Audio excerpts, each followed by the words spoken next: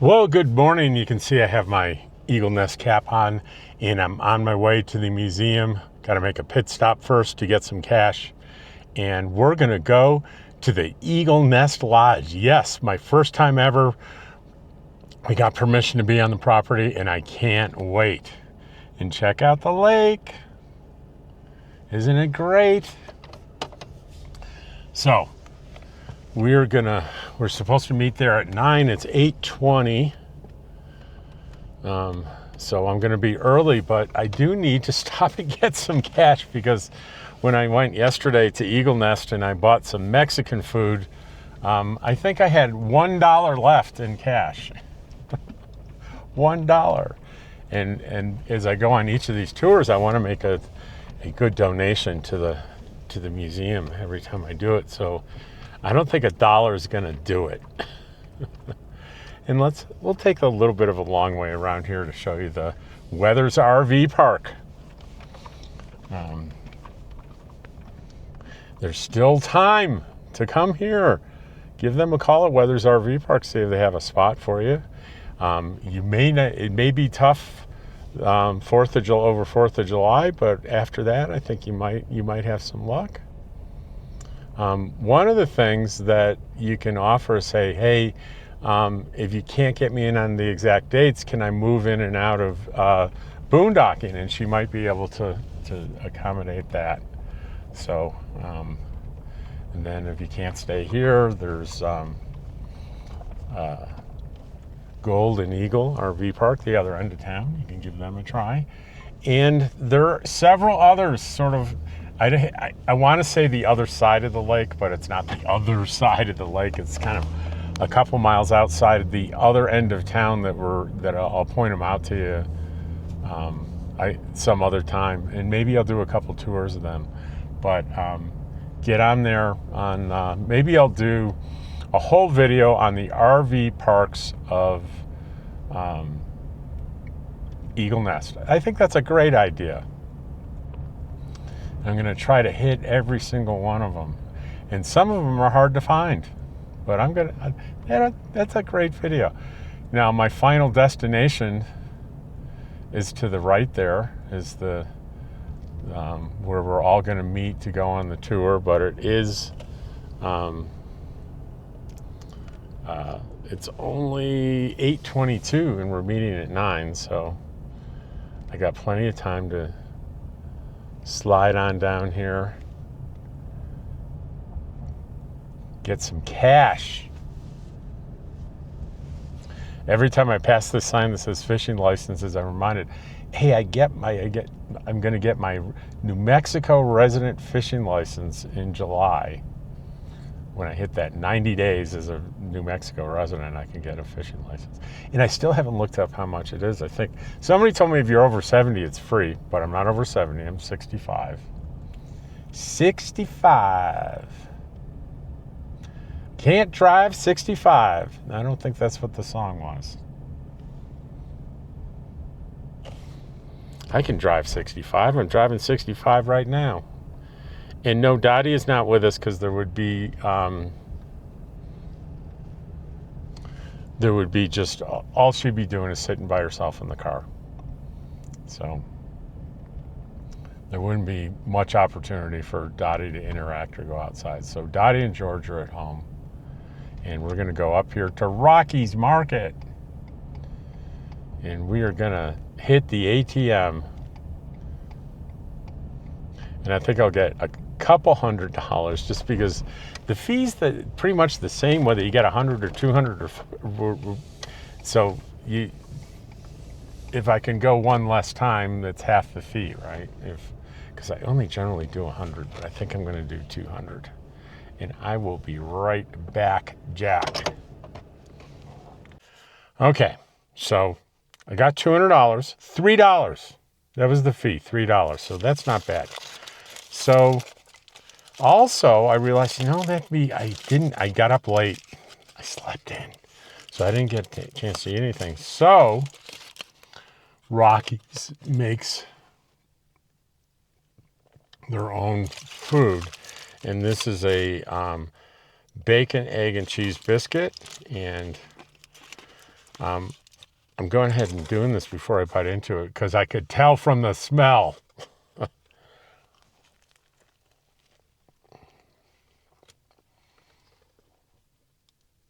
Oh my.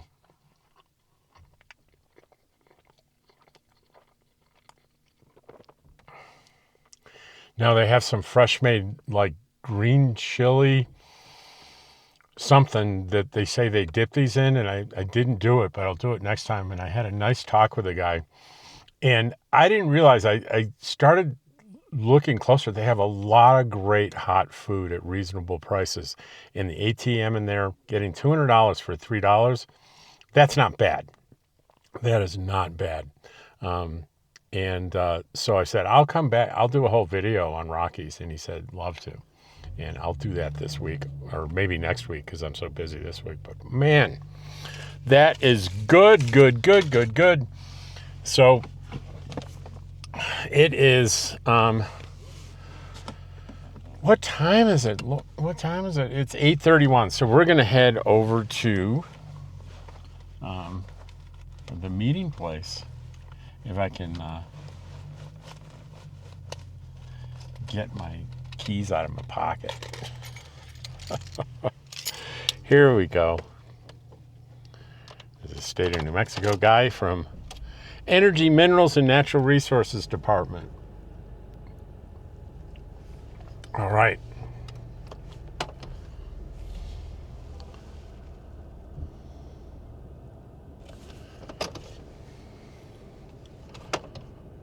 All right, there is my picture. I hit reverse and all I saw was black in the rear view mirror. And I did it again and we got the nice, beautiful picture. And there's Rockies. In the same building is our wonderful post office. You know, there are lots of rules in the post office. And so what I did was my home post office is down in Artesia, and I did a forwarding order temporarily for the summer to the RV park, which they don't do postal delivery here. So every address, you got to have a PO box if you want mail.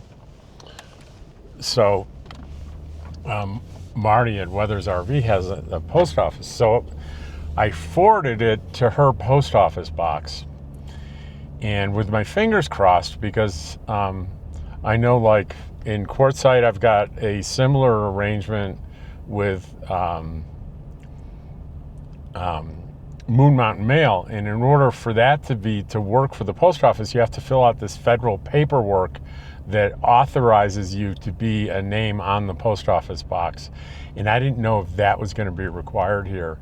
So my first day I went in and I talked to the postmaster, and she said, no, you're okay. We'll take care of you. And she did. I got my first forwarded mail piece the other day. So, and what I'm going to do is the exact same thing.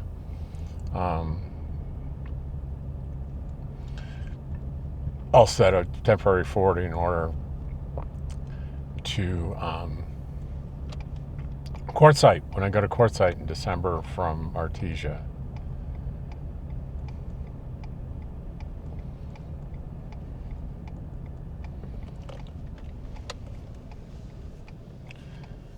Right, and here we are. Oh, it looks like we're gonna.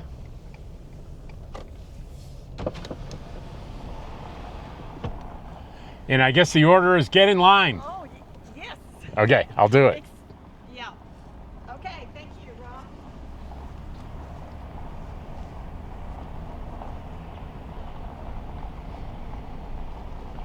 We're gonna get in a car line here, like a Congo line. So there's a good show in here for this.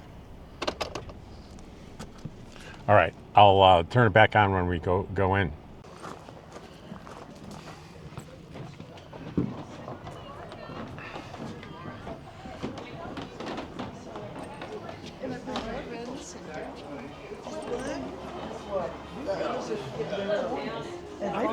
I've been donating a bunch of stuff. Like I said, but we have somebody who's going to be filming this today.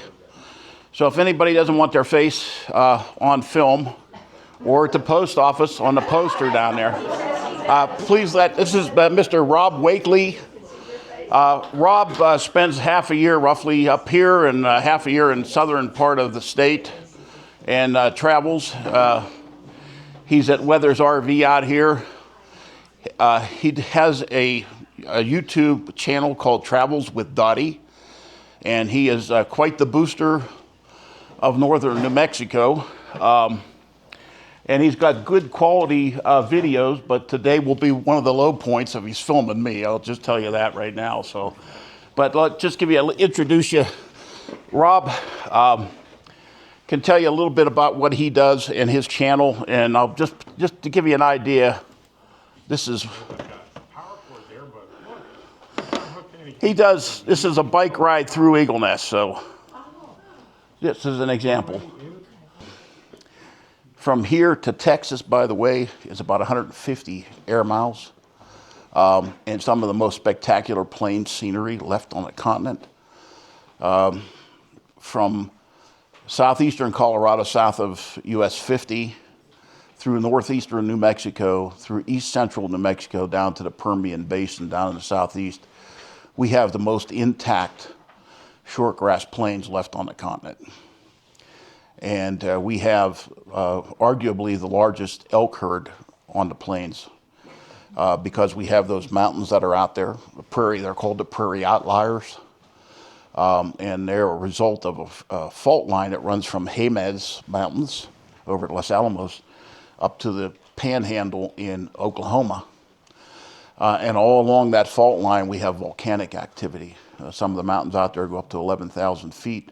We have the Canadian River Canyon, a riparian area that allows movement of wildlife out there. We have the largest, most substantial southern herd of pronghorn on the continent. It's a special place. So these are the sources that I want to thank the Gant family, by the way, on whose ranch this building was built. And so these are the places where I got a lot of the stuff: the Library of Congress, the Palace of the Governors, believe it or not, Pomona, California Public Library. Frasher Photo Postcard Collection is the largest postcard collection in the world, and they have it at Pomona, California. And I found it because there were a number of photos of Eagle Nest here, some of which you're going to see today. Apparently, this guy had an aunt that lived here, and so for 34, 35, and 36, then 19, there were pictures taken in town here that I haven't seen anywhere else. New Mexico State University, ArtNet, the Denver Art Museum, Cutter Aviation in Albuquerque. And you think, well, that's a kind of an obscure reference, but you'll see what it is a little bit later. So with that, we're going to talk about the Eagle Nest Lodge. Legends, mysteries, truth and lies, and historians, weathermen, and fishermen, all liars, by the way. My employees used to tell me that they had a 50% chance of showing up for work. And I said, well, you got a 100% chance of me not paying you then. So there's Mr. Churchill. A lie gets halfway around the world before the truth has a chance to get its pants on. And there's going to be some disabusing of mysteries today, for sure. So, Cigarettes, Rye Whiskey, and Wild Wild Women was a song, I'm told, back in the 20s. And so the story goes, the legends of this place. Chicago to Raton via the Southwest Chief, which, by the way, still runs from Chicago daily. From here, from Chicago to LA and back. It's a great train ride. If you've never taken it, please do. It takes you and drops you right down at Union Station in downtown LA. So the story goes, to take the train to Raton, there's the Chicago Railway Station, Southwest Chief. That's the Raton Railway Station, which, by the way, has a little place in history.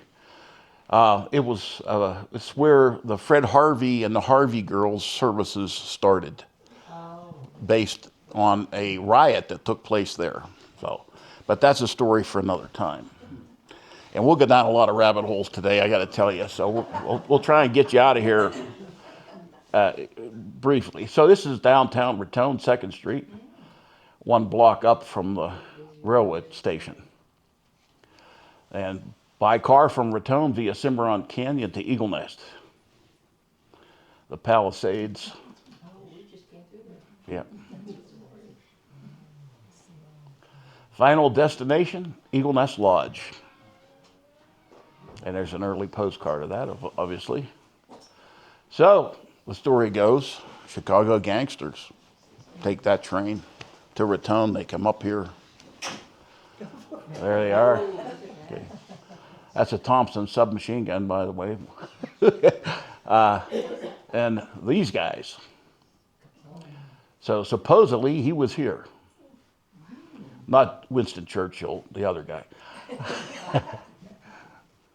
Decadence and debauchery on big scale. Hookers. Well, another word for fish. Not. You know, I sent an email out when I chaired economic development here. The tagline on the email said, "Hookers gather here each fall." And then it opens up and talks about the Fish Fest. But you get people to open it when it says that stuff. So here we go. Vixens, floozies, and malls. This is all taking place out here. Gambling. There you go. Slot machines, cards. You just gave me my hook for my thumbnail on my video. Hookers and Eagle Nest. There you go. Boozing. There you go. Gourmet food. In the lounge, cigars and cognac. Oh, and maybe some fishing and boating and hunting. So welcome, folks, to Sin City, Eagle Nest and its lodge. That's a hell of a story. And if only those walls could talk. Well, we'll try and give some life and some language to them today. So what would they say? We shall see. Legends, mysteries, truth, and lies. Historical context. So we're going to go back a little ways. So Eagle Nest Dam was completed in 1918, and some of you were here for the dam tour yesterday, or as I called it, the dam tour. So it didn't take long. Eagle Nest rapidly becomes a tourist destination. Why? Many reasons. Here are a few. Fishing, a spectacular lake, rivers filled with trout, still today. It's a great fishery. And so is the river, by the way. Scenic mountains, weather. Any Texans or Oklahomans in here today? Raise your hand. Okay. Well, you're in New Mexico now. So weather. Let's talk about weather. Why would anybody want to come up here? Texas and Oklahoma, hot followed by too damn hot. And I guess it's too damn hot down there right now. So our average summer temperatures, high 72, low 49.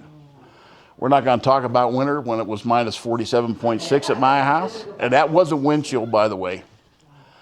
My grandfather used to say it's colder than a well digger's rear end, only he didn't say rear end. So, and our average summer humidity, well, it was high today. It was 21% at my house. Normally it's running between 12 and 16%. So timing, Eagle Nest was the right place at the right time for those convergence of events. 1918, World War I ends. Eagle Nest Dam is completed.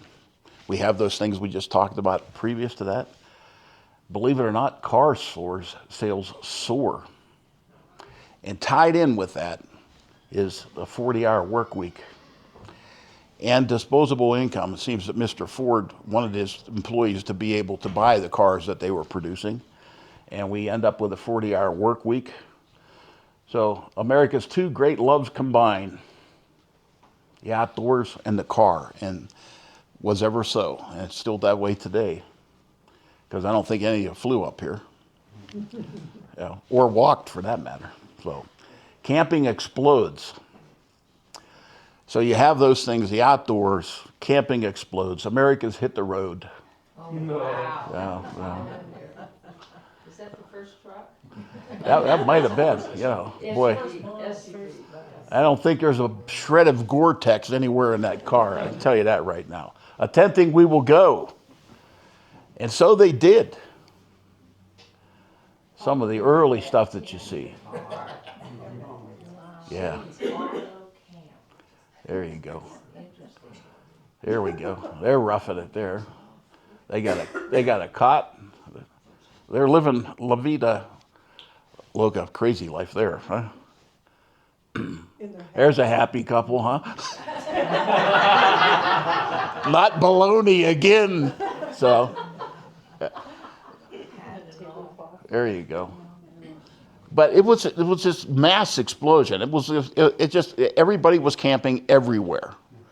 People who wouldn't have considered it, you know, it's like it'd be like the difference between a chicken raised in a cage and then first RVs.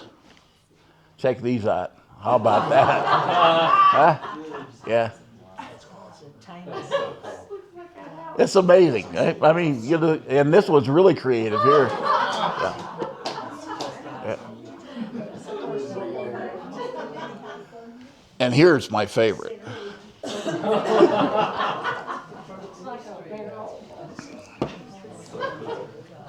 There you go. There's the whole, as my mother would say, the whole family's there. So. Are these postcards? These are just stuff I ripped off the internet. So, yeah. And again, roads improve now. So now we got all this going on. The roads start to improve. Anybody know where that is? That's McAvoy Hill, which is half a mile from here right now. And that's the old road. They took a couple of those curves out, but you can see you got a lone rider and a car there. That's from, I believe, 1934 or 35. And in the lower right-hand corner, you can see Frasher's photos. This is the Pomona, California Public Library collection. From tents and early RVs to tourist camps. In this valley, by the way, there were a number of places where there were cowboy camps, loosely set places where they knew they could get water. And over the time period from the 1870s up until the 1920s, these were places where the cowboys camped during the summer. Some of them became tourist camps. They were built, and a lot of the places in town here have those names: Horseshoe Camp, Pepper Sauce Camp, Four-Leaf Clover Camp. Dudes winter better than cattle, and so they do, and they pay better in some cases. And so we start with cabins. There's Eagle Nest Lake, begin to Frasher, and cabins spring up. So T.D. Neal, Talmadge D. Neal buys 2 acres where the village park is today. And he put in a mercantile store, and he put in cabins. And then he started basically the movement from Elizabethtown down to what would become Eagle Nest. And there were camps all over the valley. There's Mr. Neal, the founder of Eagle Nest, which was called Therma at the time, by the way. To get a post office, he named it after the Postmaster General's daughter. But the mail kept coming in Eagle Nest, so eventually it got changed. So that's T.D. Neal's old mercantile building, which existed when we first came here in the 90s. That's 1990s. I'm not that old, okay? And then there it is, a little bit more of a close-up in the gas station. And they had hot showers and a tennis court, believe it or not. Pickleball hadn't been invented. And there's a picture of his cabins with Touch Me Not Mountain in the background, named after my first wife.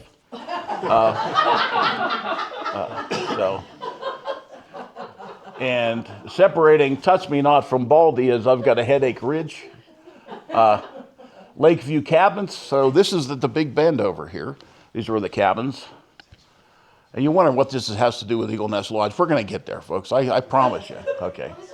So it's a retrospective of Eagle Nest. So Four-Leaf Clover Camp. If you make a left to go down to the state park today, these are the cabins that are down there. And they were made out of railroad ties. So, yep. And I guess on a hot day, it might smell a little bit like a railroad tie. So, Salty Reed.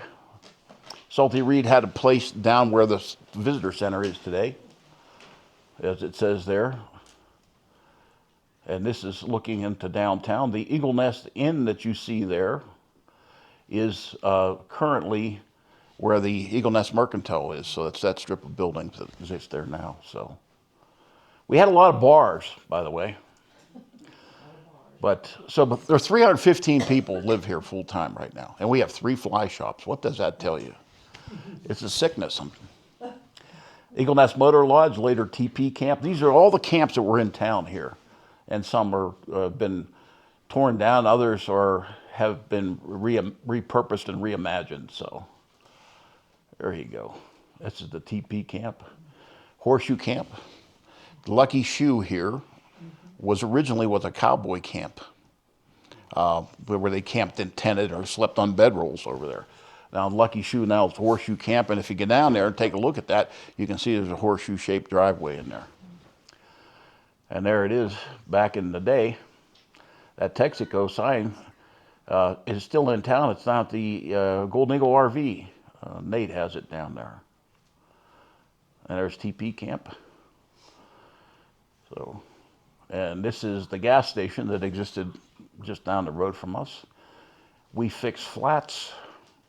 So about a half a mile east of town, every night at midnight, they'd throw nails out on the road. And they would go flat just about right there. So Jack, to be clear, those depicted cabins are the ones that are there now? those are the Horseshoe Camp cabins, by the way. And where that gas station sits now is where the Lucky Shoe restaurant is. But you can walk back there and see those. Yep. It's pretty interesting. Yep. Laguna Vista, or the Goonie as we know it. There you go. Street scene, the buildings are connected now.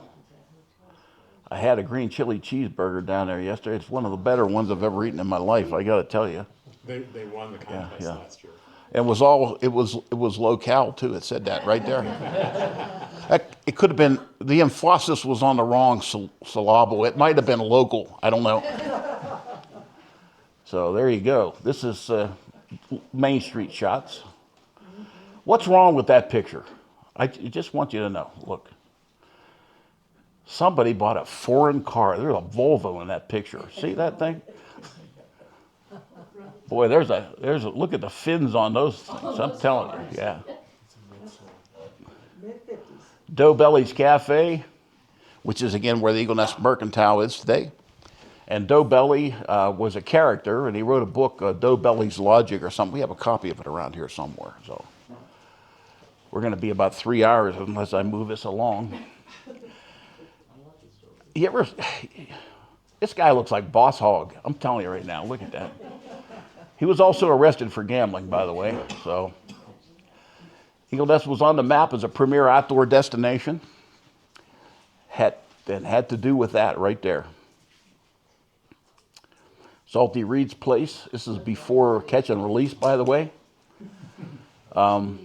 Salty Reed's on the left. The guy on the right, I believe, is Bruce Kite. Does anybody know that for sure? Is that Bruce Kite? Looks like it. Yeah, okay. Well, for our purposes, it's Bruce Kite today, okay? And the 2 people in the middle, anybody know who they are? Well, we're going to find out. I'm going to tell you later who they are. There's Salty Reed's Docks boat rental. My phone talking to me. This is where the visitor center's at now. I don't know what that is. It's pointing at something. Oh, there's a swamp there, by the way, which when we get out there today, we're going to have to stay on the road, but you can see where the grasses and stuff grow there. And there's a spring house. That's the spring house right there. Water was pumped from there, where that diamond-shaped thing is, up onto the metal repository up on a hill, so they had gravity flow back into the lodge.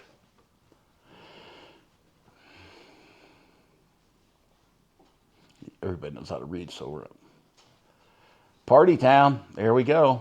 New Mexico Magazine. Slot machines, saloons, drinking and dancing, and fishing or hooking, if you want to call it that. So there we go. Downtown Sin City. There it is again. A few different shots or repeats. Gambling definitely took place here. The governor used to partake of it when it was illegal, so he would come up and do that. So I'm a fan of the movie Casablanca. And so on Main Street, there's 44 historic walking tour signs. If you have a chance and want to walk around town, It's a collective group of lies I came up with a few years back. So here we go. Shocked to find gambling going on here. So there's the guy that got arrested for gambling, by the way. I talked to his daughter. There you go. So all this was going on illegally, but everybody was a wink wink and nobody said much about it. So booze was here. Next place welcomes you. All kinds of liquors and tables for the ladies. So if you look in the upper right-hand corner over there, there's that sign. More tests like this, okay? Anybody see the headlines this morning in the Taos paper? Suicidal man kills twin brother by mistake. All right, we're gonna, hey. Anybody hear of a blacksmith's dog? You know what a blacksmith dog is? Anybody? Yeah, you kick him in the arse, he makes a bolt for the door. All right, I got enough of that. Prohibition. Well, there was really never any prohibition here. It was just a slight inconvenience. And this is one of my favorite little expressions. I'm going to get some t-shirts made up with this on it.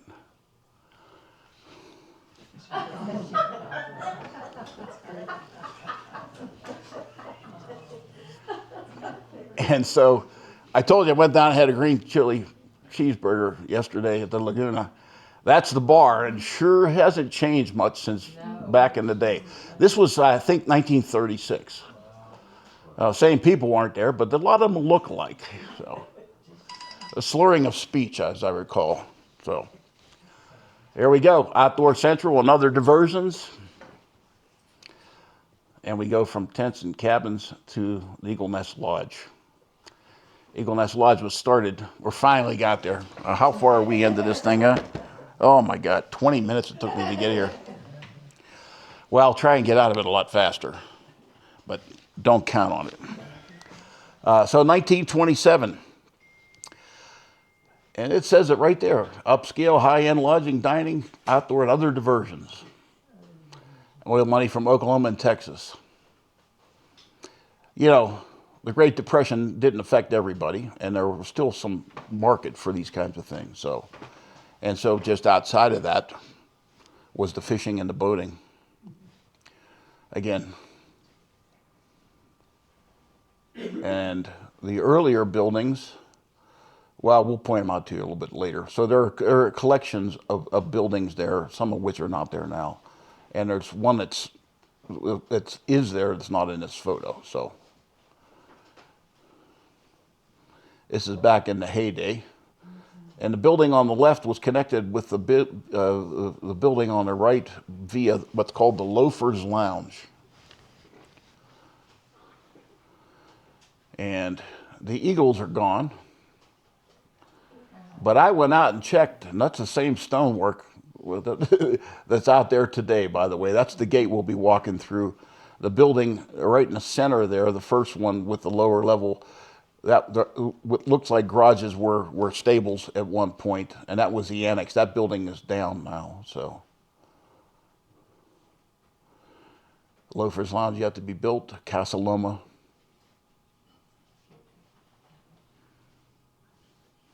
This was, as they said in the day, the bee's knees, I think.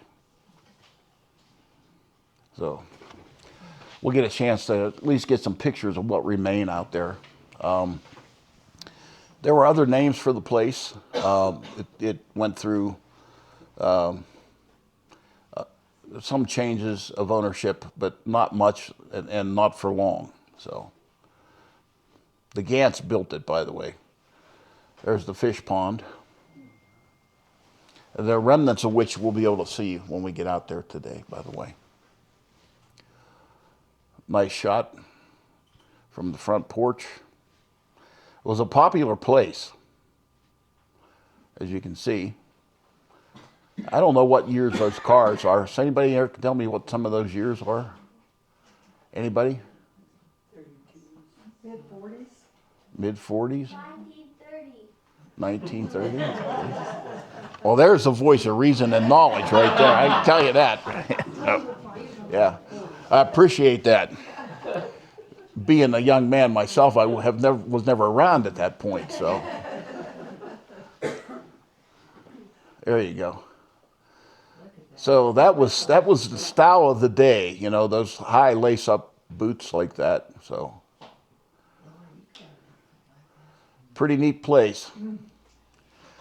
I looked at that woman and I told my wife, I said, she's either rolling a cigarette or playing a harmonica. I don't know what the hell she's doing, but there you go. Interesting. And this is the collection. I mean, it's kind of repetitive, I know, but these are some of the photos, all of the photos actually that I found. And anybody who knows anything about this anecdotally or who was around or knows any stories about it, feel free to share with the class, okay? Main lounge. Boy, it's beautiful. It was a three-sided fireplace, by the way. Yep. I was in there as a child. She was in there as a child. She must have been like 1, right? But anyway, it just seems so big to me. Yeah. And of course, there's Navajo weavings.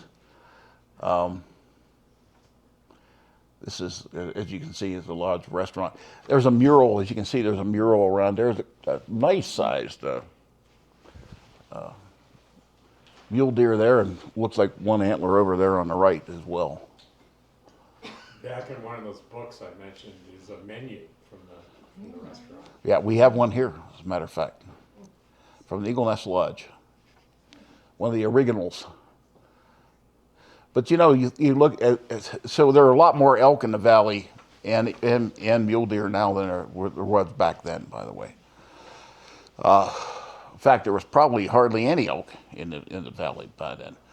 Most of the Rocky Mountain elk have been extirpated or killed off here. And so what we see today is probably some of the highest densities that ever existed here, even prior to settlement. So with the miners, you know, if they could shoot it, they shot it. So, and we've had some pronghorn in the valley in recent years, by the way, on their way to Taos to get a drink or something, I think, because they never stayed. But anyhow, that's the main dining room. The guest annex, that building is gone, and that would have been to the right as we walk through the gate today. Fortunately, there's some nice big cottonwoods out there that'll provide some shade for us. So, and that is a building that existed that's beyond where we're going to be going today. But you can see that's a guy named Bill Tyre, who was responsible. It tells you right there. It's courtesy of his daughter. We have some pictures of her as well. Now this guy is styling. Look at this. I'm telling you. 1927. This is when they were starting to build the thing, and he was a construction manager. There's a few of the local sports. My grandfather was born in 1885, and when they went hunting, they wore a tie and a white shirt. But believe it or not, that's before the Pennsylvania tuxedo, which was Woolrich, you know, the red plaid stuff. That was called the Pennsylvania tuxedo, by the way. So we had some, I don't know who the unknown man was, but there you go. So National Geographic readers, there we go. He was a guest here. So, in our little lodge in Eagle Nest, New Mexico. Hard to believe sometimes. A couple of the locals. Hookers, looks like to me, but fishermen, come on. Why are you going in the gutter with all this right away? There you go. Little local color. That's a direct quote from Mr. Tyre. Now, isn't there a story behind that? Well, there may be, but we're not going to tell it here. So what I mean is, what I read is Bill Tyre enticed a young lady to come work there, saying you'll meet young. Oh yeah, absolutely. You'll meet rich oil executives. And he marries her. Yeah. Well, there's a long story. You got to kiss a lot of toads before you find a frog princess. I can tell you that. So, Anyhow, check it out, the moccasins on the lake. And this is just off the porch at the front of the building. And there's good old Eagle Nest Lake. It's about the same pool level as it is right now, by the way. So there you go. There you go. Hitting golf balls into the lake. So if you find any golf balls out there, this guy's responsible. The dog couldn't even look less interested in any of it. What the hell is he doing there now? That's a hickory shafted club too, I'm sure. So this is the old stable area, which if you're at the top of McAvoy Hill and you're looking down the arroyo there, this would have been right at the foot of the arroyo. Casa Loma.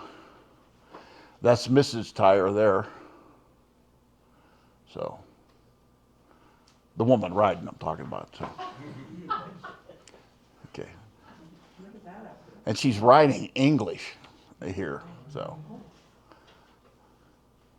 Excuse me. There you go.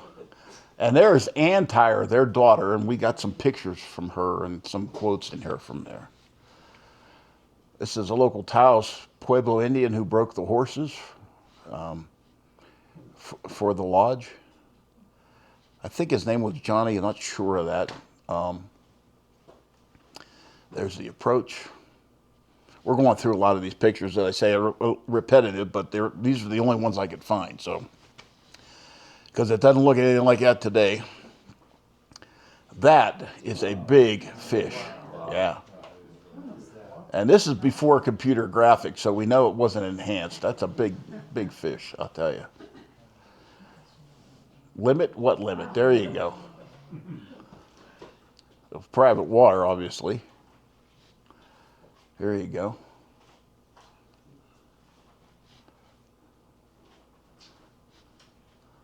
There's those people again. Who are they? Well, it's Bruce Kite on the right. We know that now, and Salty Reed. And we're going to find out who they are. Anybody know who that guy is? We're going to find that out too. It's called a tease in the business, okay? There we go. There, it just looks like probably the 4th of July or something with flag flying. The winter scene. I don't think they did much business in the winter. A good open shot. There's the Loafer's Lounge, and it was built as the connector. We'll see the remnants of that out today.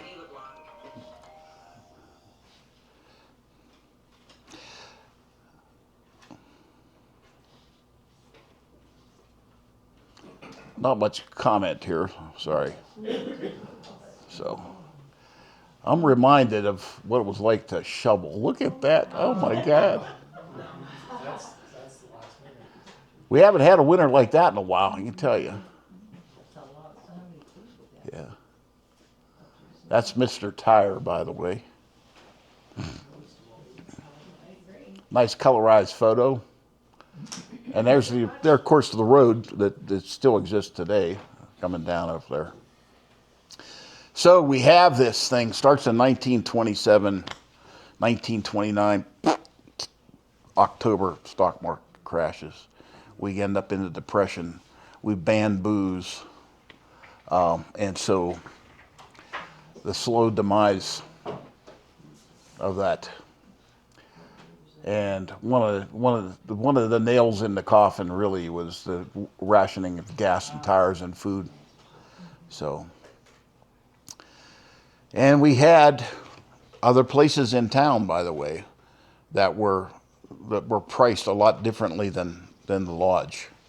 And so that competition weakened what was going on. And by 1944, commercial operations ended out there.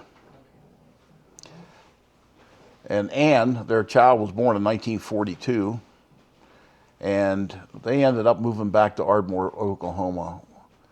And it remained in the Gant family for up until sometime in the late 90s, by the way. Actually in 2000 or so. So because I bought 5 acres out that way from the Gants. There you go. And it was used by the Gant family on and off for summer vacations and that type of thing. Dale Gant, who's still with us, is not here today, but he was here 2 years ago for it and talked about some of the stories that I unfortunately didn't record. But he spent a lot of his time here. That's kind of the state of repair that it was in. It's actually worse now. And we talked about connecting the Casa Loma Lodge and Loafer's Lounge. Kathy Alexander is from Legends of America, by the way. If you have a chance to get on that website, there's a lot of local history here that's really very good. And there, what remains of that. And then take a look at this. This is what's going on now. This was a restaurant where the mural was on the wall. In the 70s, hippies kind of came to town and to Taos, and late 60s actually, Easy Rider, a film, a lot of that was filmed in northern New Mexico, Taos, Pueblo. So those are places that hippie communes and a lot of squatting and lots of different things took place here that didn't contribute to its longevity, that's for sure. The stables became the garages on the lower level. This is the annex building. We're looking at the lake side of it. We'll be walking past where it was on the mountainside, by the way. So yeah, it's still in there, by the way. I was going to ask, that Yep. piano's still in there? Yep. And we can't get in there, unfortunately.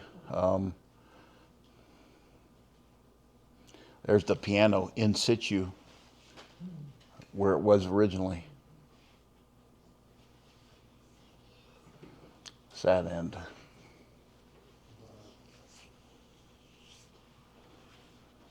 Well, Walter's grandson would have been Dale, by the way, so the guy I just mentioned. So there it is. That's the way she looks, and even worse now. They don't think it'll make it through another winter of snow load, so that's why this is going to be the last tour. So who knew? Some side stuff what we're going to talk about. All right, and then we'll talk about the lodge a little bit. Anybody familiar with the Taos Society of Artists? There's a group of people who came here in 1898 into Taos. Ernest Blumenschein was one of the founders, by the way. He and a guy named Bert Phillips. And it became one of the more successful things, and it's one of the reasons why Taos to this day remains an art colony and has people from all over the world coming there. So anyhow, Ernest Blumenschein was born in Pittsburgh, Pennsylvania. And he came here. He and Bert Phillips studied at the Académie Julian in Paris. And a guy named Joseph Sharp kept talking about Taos, so finally to shut him up, they came here and they never left. Blumenschein and Phillips. But Phillips was an avid fisherman, as it says. And the quote is, "Figures in the painting are mostly Texans. Boy, nothing's changed there, has it?" So he says he has painted the lake at least 5 times in different moods. And the large man is Buck Dunton, was also a member of the Taos Society of Artists. So he says he painted it at least 5 times. Well, he wasn't a mathematician, because I found at least 6 times that he painted it. And these are from varying things, Denver Art Museum, Palace of the Governors. And there it is, Eagle Nest Lake, in its various moods from various different perspectives. That's Buck Dunton. Again, if you don't know the Taos Society of Artists, it's great reading. I'm going to do a talk and a tour on that at some point. Good Lord willing, and I'm alive next week. So much of a fisherman was Blumenschein that it became, he caught that trout, and that was his Christmas card. But if you go to Blumenschein's house, which is on Ladue Street, that is the door he painted that fish on. He was so proud of it. So I have no idea what that is. So here's a couple guys. Some of the people in here will remember a guy named Will Rogers. He was before my time. And Wiley Post. Will Rogers. Never met a man I didn't like. I think it was one of his, and he was one of the great humorists of his age. And he was an aviation enthusiast. He was from Oklahoma. Yep, he was. That's for sure. There you go. And for the youngsters or younger folks here, it's worth investigating that guy. I'll tell you that. So and his buddy was a guy named Wiley Post. And these are things I didn't know. First to solo flight the world. First to fly to 50,000 feet, invented the pressurized flight suit, and discovered the jet stream. And he and Will Rogers were going to fly around the world, but they died in Point Barrow, Alaska. 3 weeks after they fished this lake. There you go. 3 weeks before Wiley Post and Will Rogers took off on their fatal round, the cutter flew post to Eagle Nest Lake for a day's fishing. New Mexico, 1951. Corroborating source. That's who that guy is. That guy, one of the mystery characters. So the speculation is he and Post were flying a float plane. So the suspicion is that Cutter Aviation, which was a fixed base operation in Albuquerque, I guess is still there, Post flies in and they fly that up and land it on this lake. And he fishes, and this is part of that. Now, we don't have any pictures of the plane, so it may be just me lying, but I would suspect that's probably how they got here. And 3 weeks later, he's dead in Point Barrow, Alaska with Will Rogers. And there they are on that fatal flight. And Gilbert Grosvenor, there he is. He and his wife used to be out here at the lodge. We're out here many times. So, who's are those two characters? Well, we know Salty Reed and we know Bruce Kite. That guy standing next to Bruce is Elliott Roosevelt and his wife. And they were guests at the Eagle Nest Lodge many times when he was living in Dallas, Texas. And there he is with his dad. The whole family were fishermen, by the way. Even FDR, wasn't very mobile, but there he is catching tarpon out in Port Aransas, Texas. Elliott, well, son James went on to in the Marine Corps as an officer, and Elliott became a pilot, Distinguished Flying Cross and 12 Air Medals. So what do we know? The lodge fell into disrepair and eventually vandalized and set afire. And despite the talk of restoration, that lodge is very likely a phoenix that will not rise from the ashes. A shell and the memories are all that are left on the lake at the foot of McAvoy Hill. That's less than a mile from here.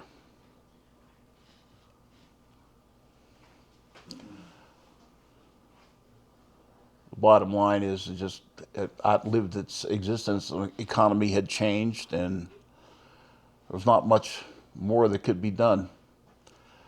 I have personal knowledge of somebody who was looking to restore the place, but because of asbestos, the mitigation of asbestos out there, and then the demolition of it itself would have been just prohibitive. So it's going to be left to its own devices and the vagaries of nature and the weather.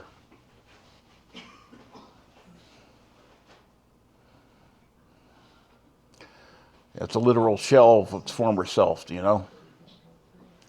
And I'll leave you with a quote.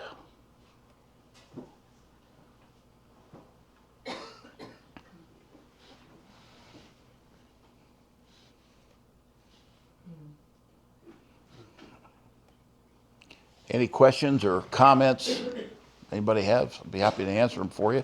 Yes? For that road where Eagle Nest Lodges, was there a whole lot beyond that for public use, or was it that kind of? No, that was a private road, but it had been the original road prior to the dam.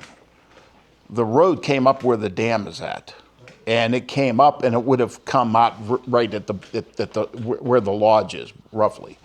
So it was very near that.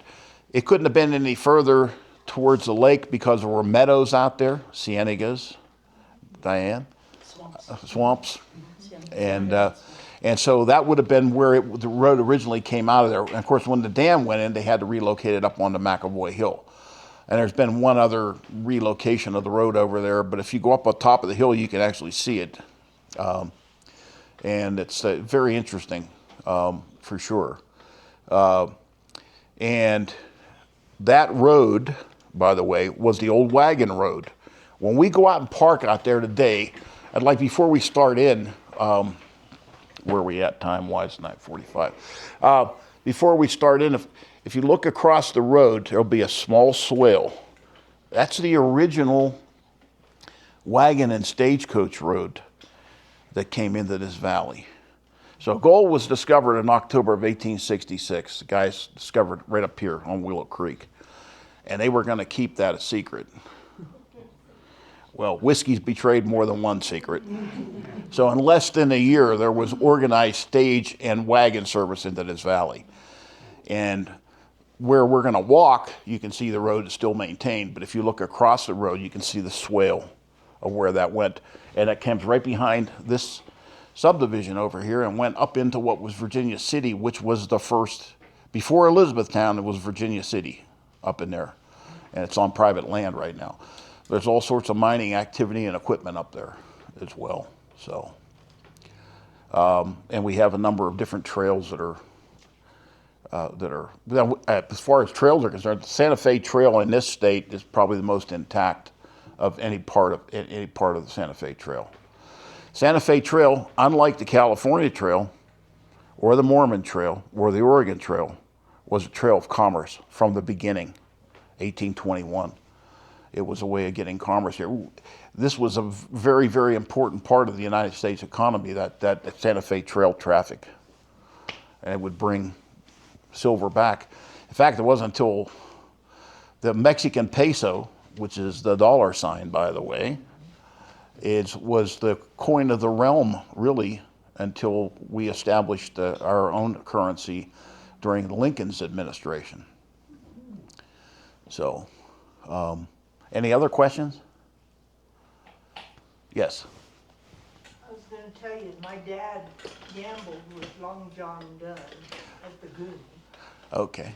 And Lucille Ball came to gamble. She was making a film close by. Okay. I wonder where she stayed. Her dad was Mr. Swanson, Ernie Swanson, right? And her grandmother ran a boarding house up in Elizabethtown. She did. It was a boarding house. I'm sorry.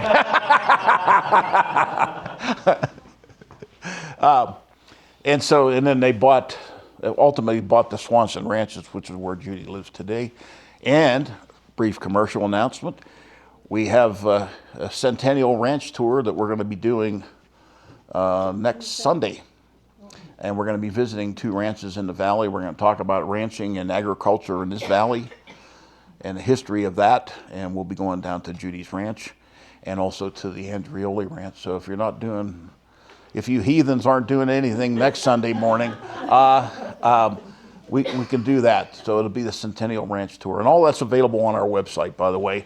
And if you pick up our brochure, all of these activities are listed at visiteaglenest.org in detail, and the history of the area as well. So, We have some flyers over on the counter too. okay, and flyers. Okay, yeah, flyers for different programs. Any other questions? None of this has been true. You realize that. Okay, so, all right. It all up, Jack? I did. I'm an inventive, creative liar. I learned it fishing. So there are no bathroom facilities out there. So what we're going to do is when everybody has had an opportunity to use the facilities here, we will saddle up and we'll follow my white car out there, and we're going to park outside the gate, and where we can, we're going to park in 2 rows as long as we don't get gate bark, because the Greenwoods still live back there. Okay, this is it. We are, for the first time ever, instead of having to pass the Eagle Nest Lodge, we'll be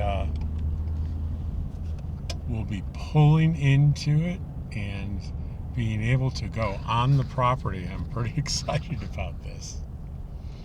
We're passing my summer home here, Weathers RV Park on the right here, on the beautiful, picturesque, scenic shores of Eagle Nest Lake.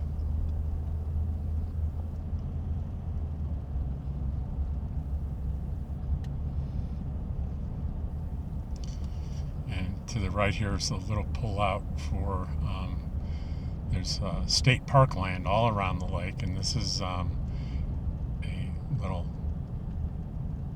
vault toilet and direct access to the lake there. And the next place to possibly turn is going to be the mysterious Eagle Nest Lodge.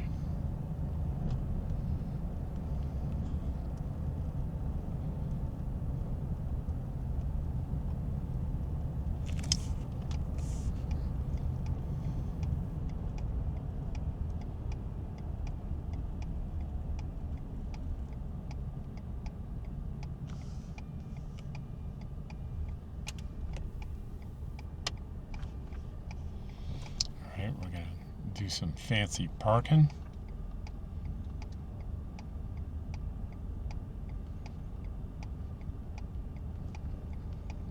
This would have been the annex building that we saw as part of the presentation.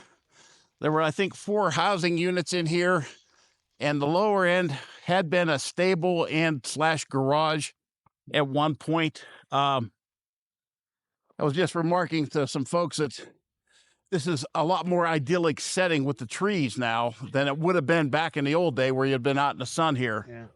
So great view of the lake. The blue flowers that you see down here are Lewis's flax, and the white bird flying there, if you can see it, is a white pelican just landing. Second widest wingspan of any bird in North America, behind California condor. Huh. So, and this would have been the annex building. This would have been that little entry gate, probably a check-in, I think, at some point for it. So, and then we'll just kind of move on down. Any questions I can answer for you? Are these power cables, or what's this cable about? I guess those are, I would guess they're power, yeah. So, and these are all cottonwood trees here. So there's 2 different kinds of cottonwoods. These are lance leaf cottonwood, and there's a plains cottonwood, which occurs lower.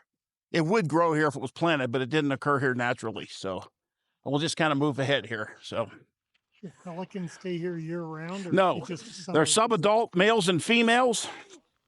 They don't nest here because they don't have an island. So you do have more than just the one? 80 to 140 sometimes. Really? Yeah. Wow. Where do they winter, do you know? Down in the Gulf. I'll be darned. Yep. They're up here in the thin air. Yeah.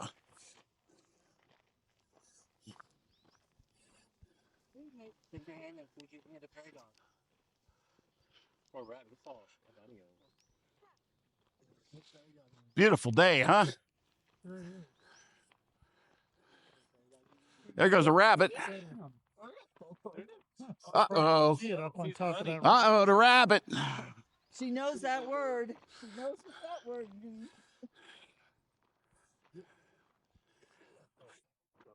So the meadow that you see down below here, it's kind of swampy. This is the spring house here.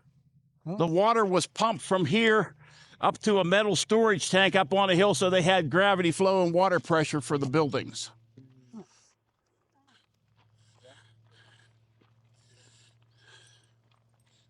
I'm assuming they would have like one or two bathrooms for everyone to share. I think it was a shared bath arrangement, yes.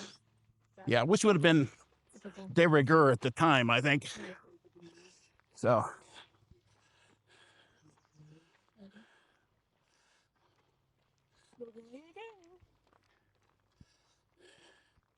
And just a reminder to stay on the road, folks.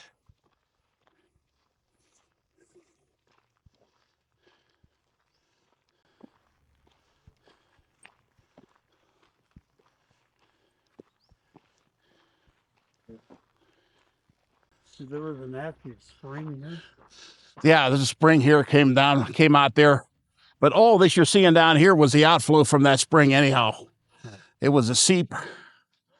And you can actually, on the other side of that fence down there, you can hike it because it's on state land. Uh-huh. So. And I hiked from up to that fence, and the marsh went up to my knees Yeah. to get up. Oh, as yeah. close as I could get Yeah. up until now Yeah. to take my photographs. Yeah. Yeah. Huh. And you can see the cattails down here. That would have been a little bit deeper water area. Yeah.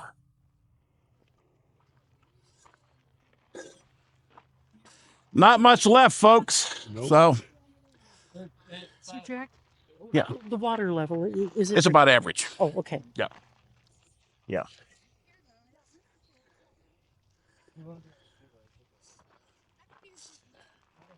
They had a beautiful view from the hotel house. Yeah, there was a different name on here. They for a period of time.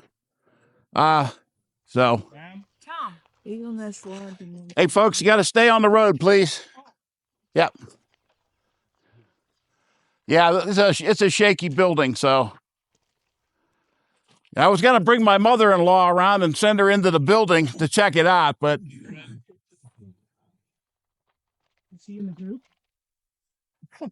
No. She was in one group. No, she's augured on to a better reward. But we can walk down this way, so.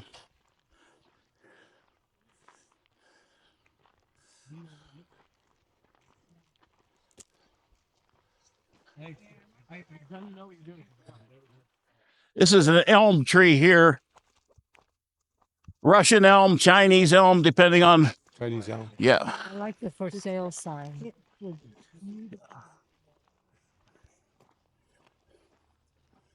Jack, do you think it's a pretty sure thing that this will be our last chance to get this close? Yeah, I do. Yep.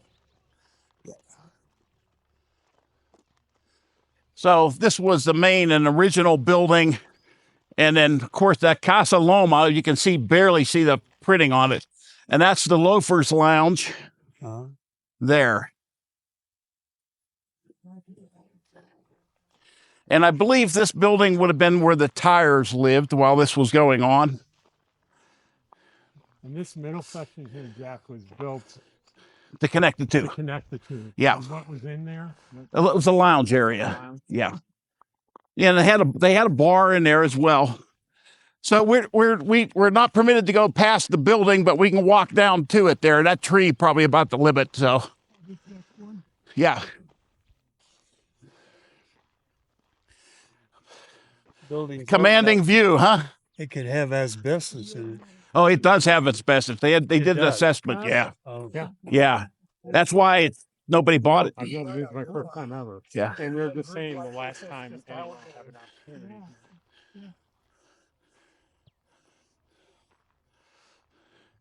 And the lower fence is the demarcation between state land and the private property here belonging to Mr. Keller.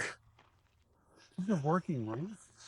No, They don't have any cattle over there. no. Will they ever sell it? I don't think so. I should point out Do they have family to passing it down to? the Kellers are they're attorneys and oil people from Lubbock, Texas. Frankie Keller Jr. was a pitcher for the Cincinnati Reds for a while. Where's the fish? But I think they consider it a family recreation land. But when the Gants sold this, they sold it to a guy named Ralph Meager from Maui. And Ralph took 550 acres just across the road here to the top of the hill and put it into the Touch Me Not conservation easement. So with the exception of 2 permissible structures, that'll never be developed. So that view will remain. Mr. Keller may or may not have put the other bit of it in conservation easement or not. But the conservation easements, you see, there are a lot of them out there now. For example, Ted Turner, when Ted Turner sold to Time Warner, he had all that capital gain. So he bought the 558,000 acre Vermeo Park Ranch, among other properties. He put 553,000 of the 558,000 acres in conservation easement. So the difference between the value in conservation easement and development is a tax write-off, and he used that to shelter the income from Time Warner. He did that down in Truth or Consequences as well. To the west of Truth or Consequences, he bought the Ladder Ranch, which runs up against the Gila Wilderness. And to the east of town, he bought the Armendariz Ranch, which runs out to the near the Trinity site where they set the bomb off in July of 1945. He is the second largest landowner in the United States. A guy named John Malone, who's with TCI Cable, Liberty Communications. John owns about 150,000 acres more than Ted. And for those of you who have traveled between Denver, Castle Rock, and the Air Force Academy on I-25, you'll notice there's almost no development in there. John Malone bought all that, put a conservation easement on it, and sold it back to El Paso and Teller County. So that's going to remain that way in perpetuity. So, and that's what Malone has done in a lot of different areas in the United States to protect critical environmental landscapes. For example, is this part of a conservation easement? across the road is 550 Not- acres, not this. Building. Right. So what's eventually going to happen to it? Well, that'll fall down. Well, and I don't know what the Keller's plans are for this. For those of you who are familiar with Yellowstone, Yellowstone itself is 2.2 million acres, but the greater Yellowstone ecosystem is over 13 million acres. A lot of that is national forest land, but there's a lot of ranches up there now where they've got conservation easements on it as well. So that largest intact temperate ecosystem in the United States. So Well, my hope is someone super wealthy watches this video and says, I'm going to buy it and recreate it. So Ted, Jane, John Malone, TCI Communications, Time Warner, we just look sorry for deep pockets to come here. So To preserve our Eagle Nest history, please. yes. And so those are the Sangre de Cristo Mountains I mentioned earlier. The highest point in the state is over there. You can't see it from here. But if you walk this way a little bit, you'll see there's kind of like twin peaks there. Yeah.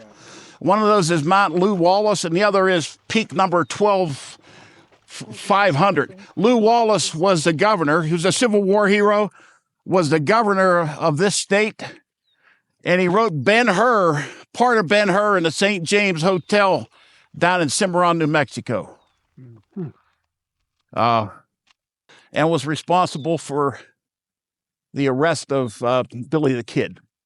So, and the white dots you see out here are the white pelicans. So, When you're driving from Angel Fire to Eagle Nest and you see Wheeler Peak, is it way back? you can't really see, if you're on the road, you can't see Wheeler Peak, even though there's a sign down there that says Wheeler Peak. Oh, So, how can you see it? you have to go up a little bit higher and further south to get a view. It's blocked by the Taos Cone, by these intermediate peaks here. Oh, Is there a road up here? No, it's all wilderness. There's no road up there. Right. So from where we're at now, just to mention, we're 17 miles, air miles from Taos Pueblo, from the heart of Taos Pueblo. And their land comes over and around the Wheeler Peak Wilderness area, by the way. So if you come up this way, you take a look at these rock faces over here. There are Star Lake and Blue Lake are formed in the glacial cirque in those areas. And the Rio Pueblo de Taos starts there, flows south, and then west. So none of the water over there comes here. But in their mythology, in the Taos Pueblo mythology, they arose from the underworld through Blue Lake.